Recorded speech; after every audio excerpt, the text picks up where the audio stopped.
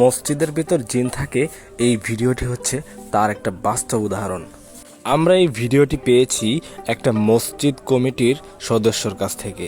তিনি আমাদেরকে এই ভিডিওটি দিয়ে বলেছেন আমরা যেন সবাইকে এই ভিডিওটির মাধ্যমে সতর্ক করে দেই, কারণ আমাদের দেশে তাবলিগ জামাতের প্রচলন অনেক বেশি। তারা সারাদিন দাওয়াতি কাজ করলেও রাতের বেলা মসজিদেই তাদের ঘুমোতে হয়। ভিডিওটি একটু ভালো করে লক্ষ্য করুন।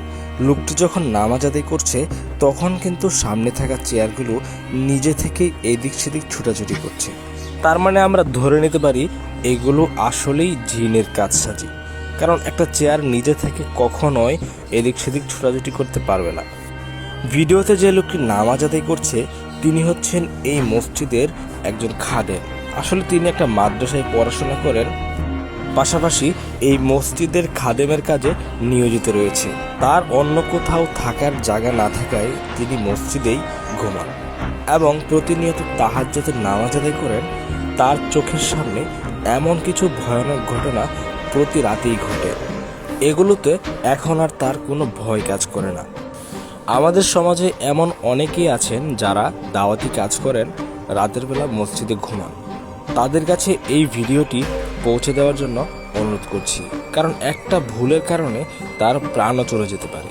কারণ মসজিদে অনেক বদমেজাজি জিনেরা থাকে, যাদের সামনে কোনো বেয়াদবিমূলক কাজ দেখলেই তারা সরাসরি আক্রমণ করে বসবে। আপনাদেরকে এই মসজিদের বিষয়ে কিছু গুরুত্বপূর্ণ তথ্য দিয়ে রাখি। আসলে এই মসজিদটি নির্মিত হয়েছিল আজ থেকে প্রায় 250 বছর আগে। যেখানে এই লোকটি নামাজ পড়ছে সেখানে ছিল একটা বট গাছ, যেখানে হাজার হাজার জিনেরা বসবাস করত। সেই গাছটি কেটে যখন এই মসজিদটি নির্মাণ করা হয়েছে তারপর থেকে জিনেরা এখানেই বসবাস করে।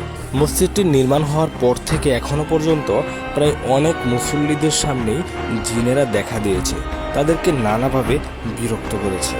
এই জিনগুলোকে নিয়ন্ত্রণে রাখার জন্য মসজিদ কমিটিকে প্রায় কয়েকদিন পরপরই কবুতর, ছাগল ইত্যাদির মাধ্যমে তাদেরকে সন্তুষ্ট রাখতে হয়।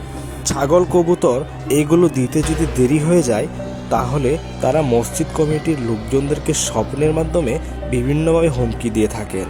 তারা বলেন যদি আমাদের চাহিদা পূরণ না হয় তাহলে আমরা এই মসজিদ ভেঙে ফেলব।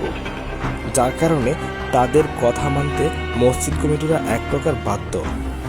আপনারা যারা তাবলিগে যান বা বিভিন্ন কারণে মসজিদে রাতের বেলা ঘুমান, জিনের হাত থেকে বাঁচার জন্য নির্দিষ্ট কিছু আমল রয়েছে। সেই আমলগুলো করেই তারপরেই মসজিদে ঘুমাবেন, তাহলে আশা করি আর কোনো ধরনের সমস্যা হবে না।